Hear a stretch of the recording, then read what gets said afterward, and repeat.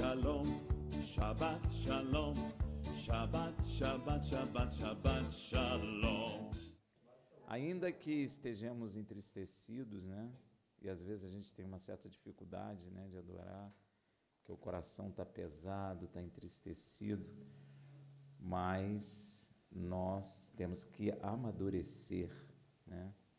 Porque o Senhor diz, tudo concorre para o bem daqueles que amam o Senhor e são chamados pelo seu decreto. Uma hora a ordem do Senhor chega na sua vida. Amém? Nós estamos na Parashá Kitavô, né? Quando entrares, 46ª porção semanal, se eu não errei. Errei? Hã? Errei? Então, depois a gente conserta. Ano de 5.783.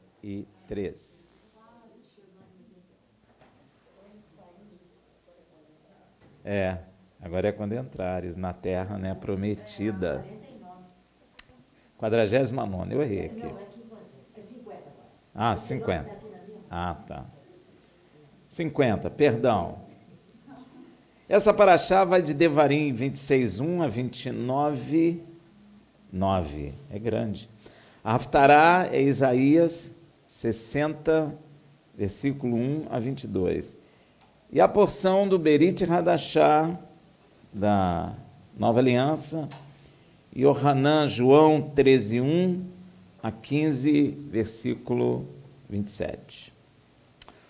Hoje nós vamos comentar, não que eu não tenha já falado a respeito disso, mas eu acho importante, nós vamos comentar sobre essa porção do Berit Hadashá, que é o livro de Yohanan. Esta porção nos leva aos momentos anteriores à morte de Yeshua, estava bem próxima, nos leva ao cenário da última festa de Pessah, de Yeshua na terra. Pessah é chamada uma festa de libertação, não sei se vocês sabem disso, né? Pessah é festa de libertação, né? As pessoas confundiram muito Pessah, né? Chamado de ceia do Senhor, essas coisas assim, que na verdade não é, né? A festa bíblica é Pessah. Então, como Yeshua é o libertador, e a libertação tem que começar em Pessah, logo, é só você recordar da libertação do Egito, não é? Logo, essa porção nos leva exatamente em Pessah, o processo inicial de quem é liberto por Yeshua. Veja em João 13, versículo 1. Antes da festa de Pessah, sabendo Yeshua que era chegada a sua hora de passar deste mundo para o Pai, e havendo amado os seus que estavam no mundo, o amou-os até o fim. Então, Yeshua te ama até o fim. Olha que coisa tremenda. Yeshua te amou até o fim. E neste momento, o diabo já havia colocado no coração de Judas, da cidade de Iscariote, eu já falei isso, né? Juntou tudo aqui, ficou Iscariote, mas é Iscariote, né? Que traduzido seria Judas, o homem da cidade de Cariote, né? O traidor de Yeshua. Veja em João 13:2, enquanto ceavam o jantar de Pessah, porque dentro do Pessah tem um jantar, tendo já o diabo posto no coração de Judas, filho de Simão, homem de Cariote, que o traísse. Yeshua sabia que o Pai lhe entregara tudo nas mãos. Não era novidade para ele. Veja em João 13:3, Yeshua, sabendo que o Pai lhe entregara tudo nas mãos e que ele viera de Deus e para o Pai iria voltar. Esse termo que Yeshua usou e que a Bíblia usa, né, e que viera de Deus e para Deus voltava, fala que o momento da sua morte já estava chegado. Amém? E Yeshua tinha plena consciência disso. Inclusive, já havia até anunciado. Você nota que Yeshua não tem medo da morte, né? Ele não tem medo da morte. Acredito que nós também devemos amadurecer para não termos medo da morte. Então, Yeshua, ele inclusive falava a respeito disso. Veja em João 12, 23 a 24, respondeu-lhe Yeshua: é chegada a hora de ser glorificado o Filho do Homem. Em verdade vos digo, se o grão de trigo caído na terra não morrer, fica ele só, mas se morrer, dá muitos frutos. Olha que maravilha, meu irmão. Somos fruto da morte desse grão de trigo que morreu na terra há mais de 2000 anos atrás, para arredondar. E esse grão que morreu está produzindo vida até os dias de hoje. Porque quando Yeshua morreu naquele madeiro, a gente nem imaginava existir, não é verdade? Mas aquele grão, ele morreu ali e ele tem produzido vida em toda parte dessa terra, não é? Em todos os continentes, vamos por assim dizer. E você é fruto disso, né? Mas Yeshua, em meio à iminência de sua morte, ele não mostra nenhuma ansiedade e nenhum medo. Não que morrer seja bom, não é isso. Mas você nota que Yeshua não tem, assim, nenhum medo. Ele teve uma grande angústia, ele orou e ele falou: afasta de mim o tinto de sangue, esse cálice, né? Mas seja feita a tua vontade. Ele orou 3 vezes, o Senhor falou: é minha vontade. Ele se levantou e foi, e não tinha nenhum medo, nem estava revoltado, chateado. Muito pelo contrário, ele se levanta e começa a ensinar um dos princípios de Deus mais ignorados pela igreja atual. Veja em João 13:4. Levantou-se do jantar de Pessa, tirou o manto e, tomando uma toalha, cingiu-se. Quando Yeshua se levanta da mesa, onde ele está reclinado, e você deve pensar o seguinte: não é uma mesa como nós temos hoje, né? Cadeirinha sentada uma do lado do outro, não é? Como a gente vê aí nesses quadros que é vendido aí, como Jesus sentado numa cadeira, gente do lado dele. Não era assim, gente. Isso é europeu, né? Lá na época de Yeshua, na região de Yeshua, eram almofadas, né? E as pessoas se reclinavam ao chão, tá? Por isso que João estava próximo ao peito de Yeshua, né? Sentado na cadeira fica esquisito, né? Um homem com a cabeça no peito do outro, não é verdade? Mas ali quando eles estavam reclinados, Yeshua estava aqui e João estava aqui, por isso ele estava próximo ao peito. Então, quando a gente fala que Yeshua levanta, ele está reclinado à mesa, não é? Ali de Pessa, tá bom? Então, não pense numa mesa como nós temos hoje, tá? Então, quando Yeshua levanta, há um constrangimento generalizado. Você vai entender por que as pessoas estão meio constrangidas, porque foi ele que mandou preparar o Pessa. Então, se ele mandou preparar o Pessa, então ele era o Senhor naquele momento do Pessa. Então, ele tinha que estar reclinado à mesa. Quando ele levanta, é causado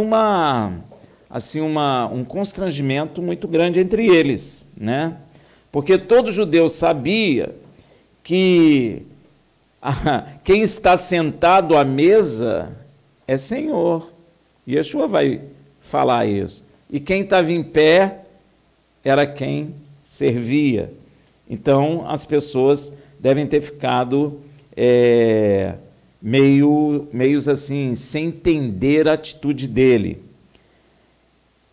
E agora que havia um constrangimento geral, Yeshua estava de pé, mas ele, na cabeça de todos, ele é o Senhor, ele é o Rei de Israel, ele é o Filho de Deus. Para aquelas pessoas que estavam ali no Pessa, ele é tudo isso. Então, ele é o único, talvez, na cabeça deles, que não podia se levantar. Eu estou querendo falar isso para vocês entenderem o constrangimento que deve ter sido na hora. porque ninguém estava acostumado com aquilo. Aquilo era novo. O rei, o Senhor, aquele que eu criei que é Senhor, que é rei de Israel, que é filho de Deus, se levanta como um serviçal diante de mim, que chamo ele de Rabi. Para pensar. Equivale o presidente da República te convidar para um, sei lá, para um almoço, para um jantar lá no palácio, e quando você senta, ele se levanta, ele pega a bandeja e vai te servir. Equivale a isso. Como é que você ia ficar? Surpreso, constrangido, sem graça? Não, que isso, eu que te sirvo, senta lá, tu é o presidente. Não é verdade? Então eu acredito que o constrangimento tomou conta daquele lugar, porque Yeshua se pôs em pé. Ele não poderia estar naquele lugar, pois para todo judeu maior é o que está reclinado à mesa, pois é o Senhor, e menor o que está de pé, pois é o servo. Então eles deviam ter pensado, que loucura é essa? O que ele quer fazer?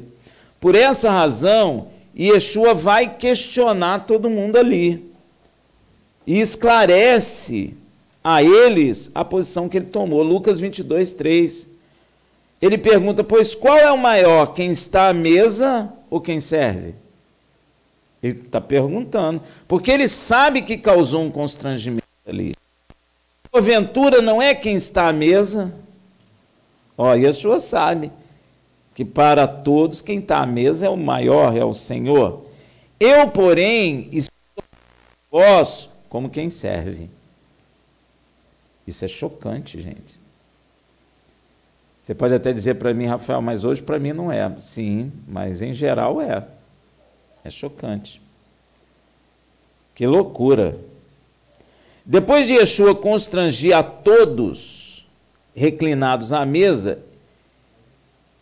estando de pé para servir, ele ainda consegue piorar a situação. Ele chega lá em João 13,5, veja, depois deitou água na bacia e começou a lavar os pés dos discípulos e enxugar-lhes com toalha com que estava cingido. Yeshua conseguiu fazer a coisa ficar pior, porque quando ele se levanta, eles já ficaram constrangidos, já acharam esquisito, muito estranho aquilo. E depois ele pega a água e vai lavar os pés dos discípulos. Pior ainda, porque só quem lavava os pés era o pior dos servos, vamos dizer assim, o que recebia menos, não é? Era o pior de todos, era o que ia lavar o pé do visitante ou daquele que estava para participar da ceia. Então eu acho que Yeshua constrangiu eles e ainda conseguiu fazer a coisa ficar pior ainda, né? Nós precisamos compreender uma coisa, entre os servos, o menor é o que lavava o pé de seus senhores. E Yeshua, além de se colocar como servo abaixo dos discípulos que estavam ali, reclinado, se coloca na posição do menor de todos os servos, naquele momento. Isso deve ter causado um imenso constrangimento naquele lugar, gente. Todo mundo deve ter ficado sem graça, ninguém conseguia olhar, todo mundo olhando um para o outro, ninguém queria falar nada, todo mundo pensando, tem alguma coisa de errado nisso. Já viu como fica todo mundo sem graça, ninguém olha para a pessoa? Devem ter ficado desta maneira. Veja então a reação de espanto de Pedro. Pedro era falador. Eu acho que João tinha uns 17 anos, não ia falar nada, não é? Filipe, eu acho que até se escondeu debaixo das almofadas lá para nem saber o que estava acontecendo. Então, Pedro falava muito. E ele diz lá em João 3,6, chegou, pois, a Simão Pedro, que lhe disse, Senhor, lava-me os pés a mim? Não estou te entendendo. Tu não é Senhor? É isso que ele quis dizer. Como que tu está lavando meu pé? E esse constrangimento de Pedro é o mesmo constrangimento e espanto que João Batista teve quando Yeshua chega para ser batizado por ele, lembra? É o mesmo constrangimento. Sabendo João quem era Yeshua, João sabia. João foi o primeiro homem a saber quem era Yeshua lá em Israel, porque Deus revelou para ele quem ele era. Veja, João 1,34, eu mesmo vi e já vos dei testemunho, inclusive Deus tem testemunho, né, de que este é o Filho de Deus. Então João sabe quem ele é. Olha que coisa. João não está enganado. João sabe que ele é o Filho de Deus, não é? Então João tem um constrangimento. Veja lá em Mateus 3,14. Mas João o impedia, dizendo: eu é que preciso ser batizado por ti, e tu vens a mim? Gente, deve ter sido chocante. É o Filho de Deus, é o Rei de Israel. Você já parou para pensar ele servindo você? Você sentado na mesa, ele se levantando, ele te servindo, ele levando para você a comida, ele te oferecendo e perguntando se você está satisfeito, se você quer mais. O Filho de Deus, aquele que participou da criação, aquele que estava junto com o Pai lá, e o Pai falou: façamos um homem segundo a nossa imagem, segundo a nossa semelhança, aquele que todas as coisas foram criadas para ele, por meio dele, por intermédio dele. Sem ele, nada que existe existiria. Ele está ali diante daqueles homens, servindo eles. Qualquer um de nós ia ficar meio constrangido, sentindo aquela presença do Filho de Deus, e ele servindo. E ele se apresenta na frente de João para ser batizado. E João fala: ué, estranho esse negócio, você que tem que me batizar, sou eu que vou te batizar? É por esse constrangimento que Pedro teve aquela reação contrária. Pedro não está com raiva, Pedro não está entendendo. Como que um filho de Deus, o rei de Israel, vai lavar os pés? Não. Ele não aceita aquilo não desce. Pedro reconhece Yeshua como Filho de Deus, como Salvador da humanidade, como Machia de Israel, Rei de Israel. Como então pode ele ser menor de todos os servos e lavar os seus pés? Gente, aquilo deve ter sido um impacto muito grande. Muitos estavam esperando Yeshua tomar o reino em assalto. Muitos ainda tinham isso, que Yeshua ia fazer uma revolução e devolver o reino a Israel. Como que aquele homem agora, gente, deve ter sido uma decepção, concorda? Hein? Deve ter sido uma decepção. Poxa, esse homem está lavando meu pé, cara. Eu estou pensando que ele vai, sei lá, liderar uma revolta, vai tomar o trono, sentar no trono, expulsar Roma. Pô, agora ele está lavando os meus pés. Você já parou para pensar nisso? Eu fiquei pensando nisso. Ia ficar meio embaraçado, não ia? Ia ficar, poxa. Pedro, gente, deve ter sentido um constrangimento muito grande. E Yeshua compreende que Pedro não está entendendo nada. Ele compreende, claro que compreende. Mas promete que depois ele vai entender. Logo depois que terminar de lavar os pés de todo mundo, Yeshua vai explicar para ele. Mas ele não está entendendo, aquilo não cabe nele, aquilo não cabe na carne, a carne não aceita isso. Você já percebeu que quando a gente está no mundo, que a gente dá uma de bonzinho, a gente parece tolo? É ou não é? Não é verdade? A gente não parece tolo diante de todo mundo?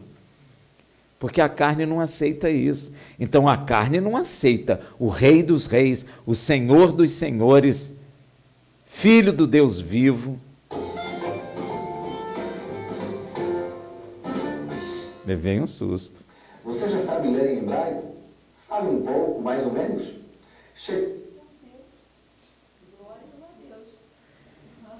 Levei um susto até. Então, isso é um constrangimento. A gente precisa entender o que está acontecendo, a gente precisa entrar no cenário, vamos dizer, para compreender o constrangimento de Pedro. Aquilo foi espantoso. Pedro falou: qual é? Eu segui esse homem 3 anos e agora ele está lavando meu pé? Eu pensei que ele fosse o rei, o Senhor. Como que ele vai lavar meu pé? Então ele respondeu lá em João 3,18, tornou-lhe Pedro, nunca me lavará os pés. Ele falou, não, tem alguma coisa aí que não está certo, você não vai lavar meu pé, poxa. Aí Yeshua responde para ele, se eu não te lavar, não tem parte comigo. Você nota que Pedro quer ter parte com ele, mas Pedro não está entendendo esse negócio do rei dos reis lavar o meu pé, ele não está entendendo isso. Por isso que ele disse que Yeshua nunca lavaria o seu pé. Então Yeshua dá essa resposta para ele, dura, né? É dura. Yeshua não explicou nada, ele só falou, se eu não te lavar, não tem parte comigo. Se eu não te lavar agora, você pode levantar e ir embora, você está condenado. Você não tem parte comigo. Olha que coisa. Se você não for lavado pela palavra que Yeshua trouxe do Pai, você não terá parte com Ele. Se eu não amar essa palavra, se eu não permitir que essa palavra me lave, eu não terei parte com Yeshua. Então, quando alguém nega parte da palavra, essa pessoa jamais terá parte com Yeshua, porque ele falou aqui, se eu não te lavar, tu não tem parte comigo. Yeshua precisa lavar sua noiva com a água pura para santificá-la. Não adianta teologia, não adianta livro histórico, não adianta nada disso. Tem que ser a palavra de Deus para lavar a noiva. Porque a noiva está suja. A noiva não está limpa. A noiva, para vestir aquelas vestes brancas, não é? Ela precisa primeiro o quê? Tomar um banho, se arrumar. Então, a noiva de Yeshua, ela tem uma água específica para lavá-la, purificá-la, para ela apresentar-se ao Senhor pura, sem nenhuma mancha e sem nenhuma mácula.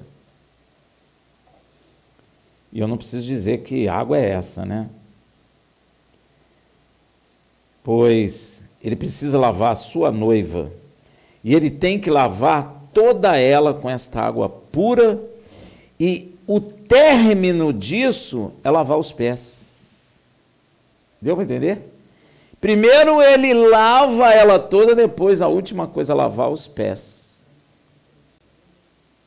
Por isso que Yeshua falou, alimpai primeiro o interior do copo e o exterior será limpo. Então a noiva, ela precisa ser limpa primeiro dentro do seu coração com essa água que é a palavra de Deus. E Yeshua termina lavando os pés, porque é necessário também que o corpo seja santo.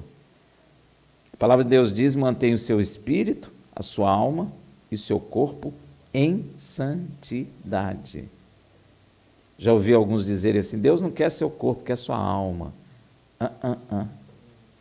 Deus quer espírito, alma e corpo santificados. Ah, mas eu santifiquei minha alma, mas não santifiquei meu corpo. Tu não tem parte com ele. Não tem. Não adianta. Você vai perceber que Yeshua lavou aqueles discípulos por 3 anos consecutivos com água pura. Eles andaram com ele e ele falou aquilo que o Pai mandou falar. Ele estava purificando aqueles homens, limpando o interior deles. Durante 3 anos. Que banho demorado, hein? Se fosse chuveiro elétrico, ia ser uma grana. Porque eles ficaram ali sendo lavados por ele. No Pessa, antes de Yeshua partir, ele só faltava lavar o quê? O pé. Aí eles estavam puros. Tremendo isso, né? Yeshua lavou todos os discípulos por 3 anos com a água mais pura que existe em toda a criação, a palavra de Deus. Pura, sem nenhum cisco, nada de homem, nada do diabo, só coisa de Deus. Você imagina aqueles homens, dia após dia, né? Eu poderia dizer minuto após minuto, hora após hora, dia após dia, semana após semana, mês após mês, ano após ano, durante 3 anos com Yeshua. É tempo suficiente para limpar um homem com a palavra, com a água pura que veio do céu. Além de lavar, a água tem outras funções, descedenta a sede. Foi isso que Yeshua falou para aquela mulher: a água que eu te der para beber, tu nunca mais terás sede. Ela falou: tu não tem balde para pegar água lá embaixo? Como é que você vai me dar? Me dá dessa água então. E ele começa a falar com ela, começa a dar água para ela, para dessedentar a sede. Porque a água limpa, mas a água também dessedenta a sede. É verdade?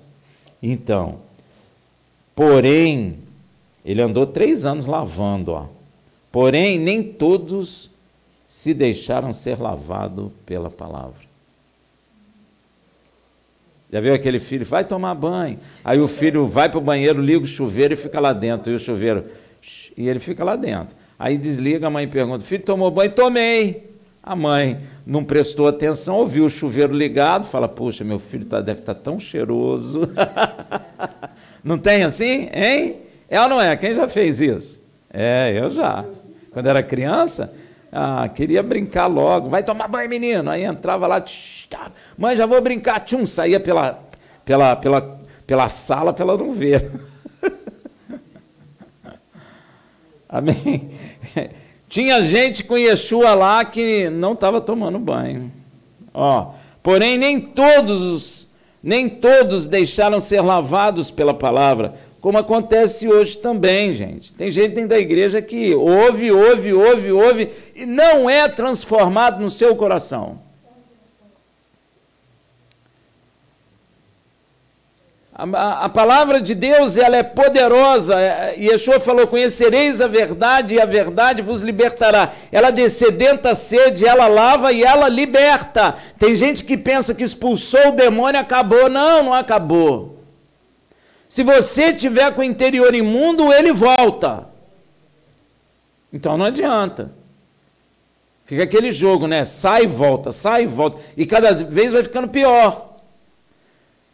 Porque conhecereis a verdade e a verdade vai libertar. Porque quanto mais a palavra entra no meu coração, mais eu conheço a verdade, mais o inimigo das nossas almas perde.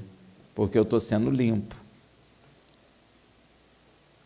Por isso que às vezes a gente não deve vir em púlpito, ou na Bimá, ou seja lá, diante do povo, falar de teologia. Nós temos que falar da palavra da verdade, o que está escrito. Creiam ou não creiam.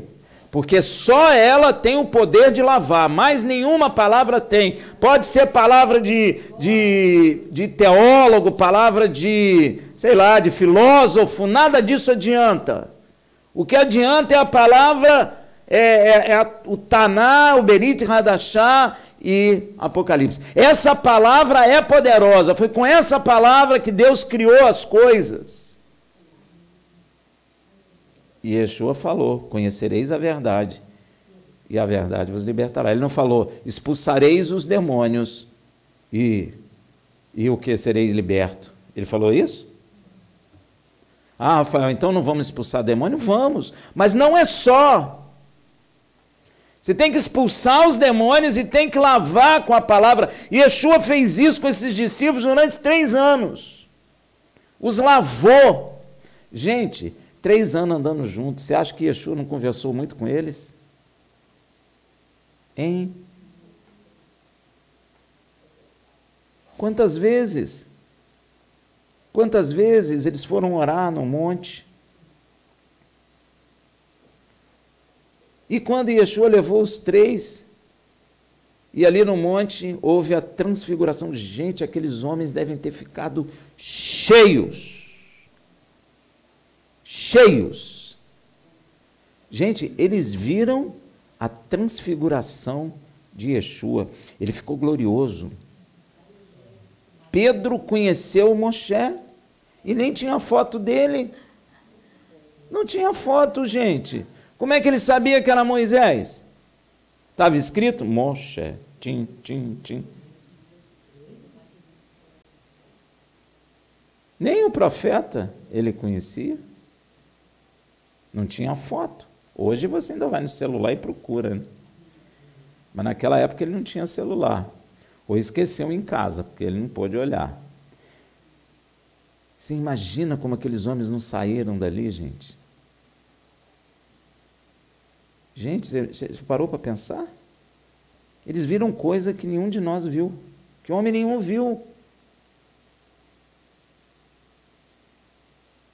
Ninguém viu, nem Paulo viu. Da época de Moisés, da época de Yeshua, quem viu Moisés foi Pedro, João e quem outro? Tiago. São os três que viram Moisés. Gente, eles devem ter saído dali. É porque eu acho que eu não estou conseguindo explicar a vocês, gente. Para Israel, Moshe é muito importante, cara. Ali eles estão vendo que Yeshua não está tirando Moshe. Eles estão vendo que Moshe está incluído também. Hoje há uma briga entre a ortodoxia judaica e o judaísmo messiânico, porque é como se estivesse tirando Moisés e colocando Yeshua, mas não é isso. Ali na transfiguração aparece quem? Moisés.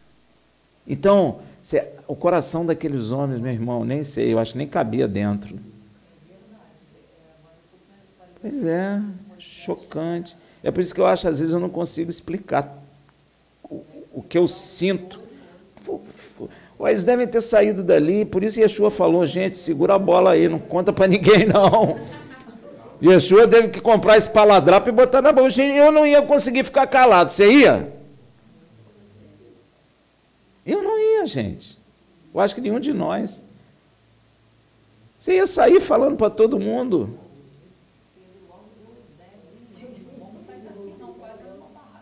Sabe o que é isso? Tabernáculos. Tabernáculos.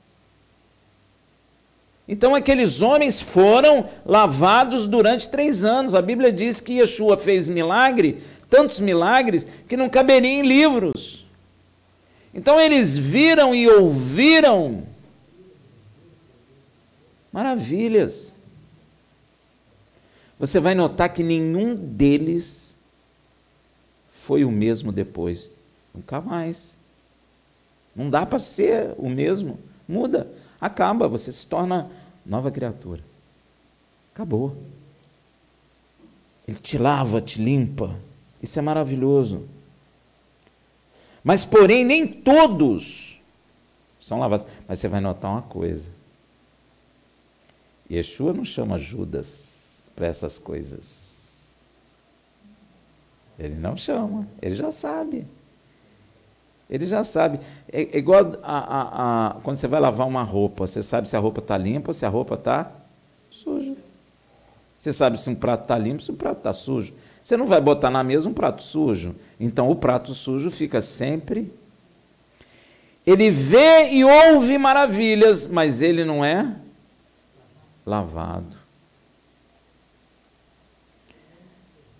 Não se permite. É isso mesmo. Como acontece hoje também, tem pessoas dentro da igreja que não se permitem ser lavadas.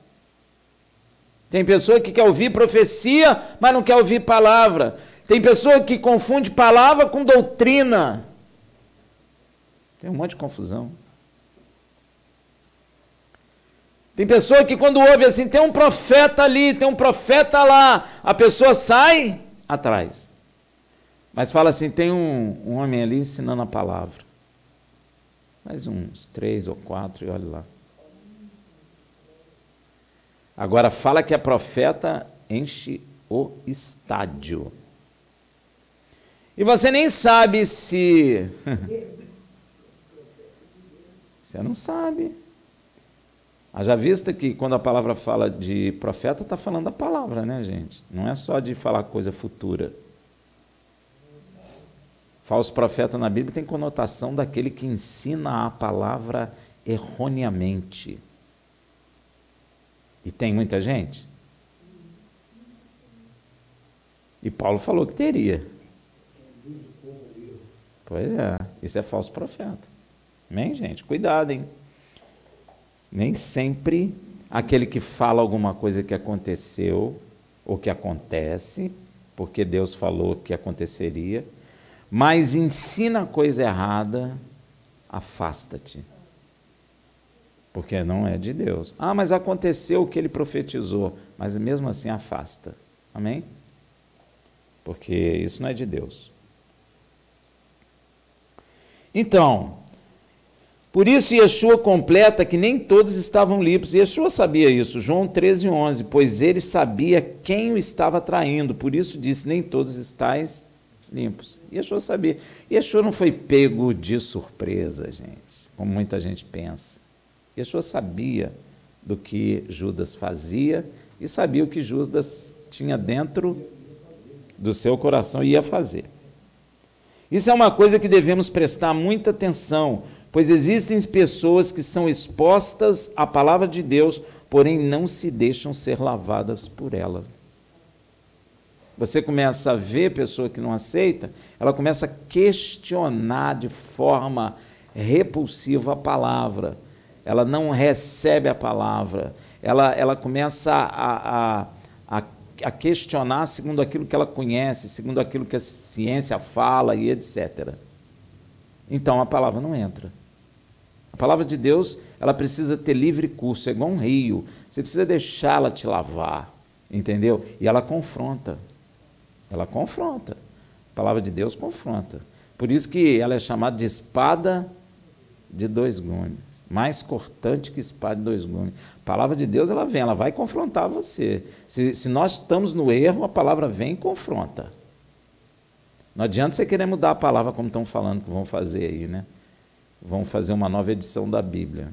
Não adianta nada, porque a Bíblia vai continuar acusando os pecados. Vai continuar acusando o homossexualismo, o adultério, a prostituição, vai continuar, ainda contra a Bíblia. Então não adianta, não é? Se nós não crermos de todo o nosso coração em tudo que está escrito, não seremos lavados pela palavra. Uma coisa que eu chamo a atenção de todo mundo, gente, Deus envelhece? Então a palavra dele envelhece? Então como é que é Velho Testamento? Hein? Pegaram o Taná inteiro e botaram o nome Velho Testamento. Foi o tal do Marcião que fez isso. E a igreja assume isso. Está errado, gente. Nada de Deus envelhece. Sabe o que o Senhor falou para mim? Coisa de Deus não apodrece, não envelhece. Falou para mim. Então a palavra de Deus não envelhece. A palavra de Deus é válida, de Gênesis a Apocalipse.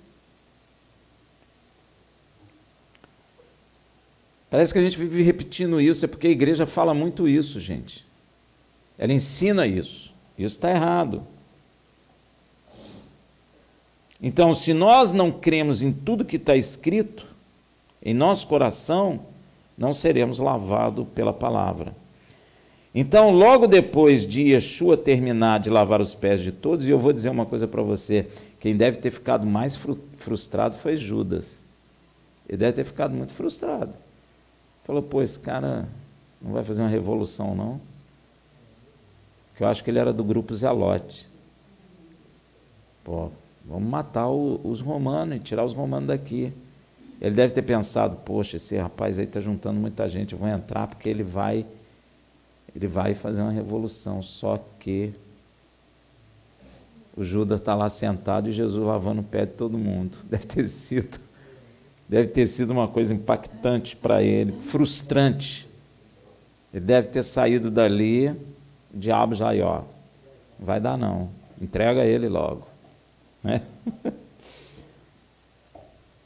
Então, logo depois de Yeshua terminar de lavar os pés de todos, como havia prometido a Pedro, que ele entenderia depois, começa a explicar a sua atitude em João 13, de 12 a 16. Ora, depois de lhe ser lavado os pés, tomou o manto, tornou a reclinar-se à mesa e perguntou-lhes: entendeis o que eu vos tenho feito? Será que a gente perguntando à igreja vai dizer sim? Essa pergunta está no ar até hoje. Foi feita há 2000 anos atrás. E a gente pode entrar nas igrejas e perguntar: vocês entendem isso? A maioria vai dizer que não. Vós me chamais mestre, olha o que ele está explicando, e Senhor, e dizei bem, ele está dizendo, eu sou. É isso que ele está dizendo. Porque eu sou. Ora, se eu, o Senhor e mestre, vos lavei os pés, também vós deveis lavar os pés uns aos outros. Porque eu vos dei exemplo para que, como eu vos fiz, façais vós também. Em verdade vos digo, não é o servo maior do que o seu senhor, nem o enviado. Quem é o enviado? Maior do que aquele que o enviou. Quem que o enviou? Então ele está dizendo que ele não é maior que o Pai. Olha aí, ó. Quebra a trindade, né? Que são de igual poder, etc, etc. Se sabeis essas coisas, bem-aventurados sois se as praticardes. Então, ele sendo mestre e senhor, a atitude que ele tomou não foi de ser servido. E ele fala isso várias vezes. Eu não vim para ser servido, mas para servir. Então ele quer que eu que sigo ele quer que eu sirva os meus irmãos como ele nos serve. Ele não quer que, porque alguém é pastor, é rabino, é mestre, seja servido pelas pessoas. O maior tem que servir o menor. E gente, isso é divino, porque para pensar comigo. Se todos nós buscarmos servir uns aos outros, vai ter briga entre nós? Não vai. Agora, se eu buscar querer ser servido, vai ter briga? Vai. Porque eu quero ser servido, alguém também vai querer. E aí começa a gerar o quê? Conflito. Agora, se eu sirvo de coração, por amor, não vai haver briga entre nós nunca. Deus é tremendo, não é? Deus é tremendo, meu irmão. Deus é tremendo. É só a gente começar a pensar assim, ó, o nosso cabeça é Yeshua. É o nosso Rosh, é o nosso cabeça, é o nosso pastor, é o nosso Salvador. Ele está sempre acima de nós. E nós somos iguais. Eu não gosto nem de púlpito para a gente ficar lá em cima. Eu não gosto por causa disso. Porque nós ainda estamos na carne do pecado, né? Então, nós somos sujeitos a nos sentirmos maior uns que os outros. Eu tenho escutado até dentro da igreja aí, ó, mulher apoderada. O que é isso, gente? Hein? Não entra nessa não, viu? Não entra nessa, porque isso aí não tem um bom final. Apoderamento da mulher. A mulher, quando coloca um salto alto, ela se sente como?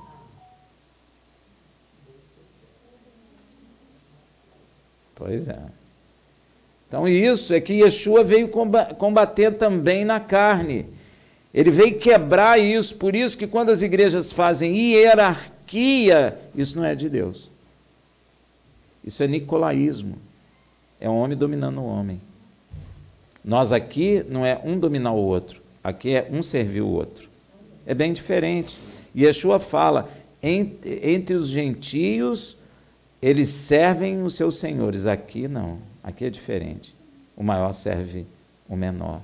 E nós temos que aprender isso, porque para nós, que estamos saindo do pecado, Isso é difícil de compreender, isso parece, às vezes, até impossível de se fazer, mas nós temos que aprender a fazer isso, porque o Mestre nos ensinou isso.